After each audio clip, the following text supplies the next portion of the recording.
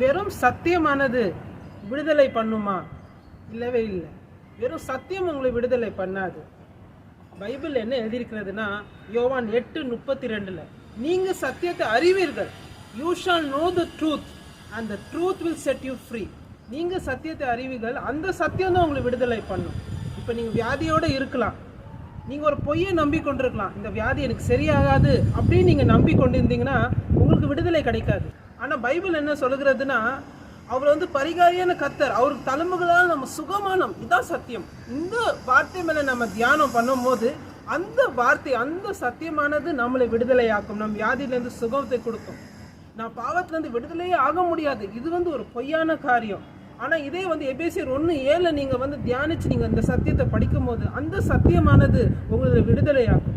அதனால நீங்கள் எவ்வளோ நாளைக்கு எவ்வளோ நேரம் நீங்கள் இந்த சத்தியத்தில் உங்கள் டைமை ஸ்பெண்ட் பண்ணி இதில் நீங்கள் மெடிடேட் பண்ணுறீங்களோ இந்த படிக்கிற காரியம் உங்களை விடுதலையாக்கும். ஏன்னா நம்ம அந்த சத்தியத்தை நம்ம மைண்டில் நம்ம எடுக்கலைன்னா நம்ம எல்லா காரியத்திலும் ஒரு காரியத்தில் நம்ம பொய்யை நம்பி கொண்டிருக்கிறோன்னு அர்த்தம்.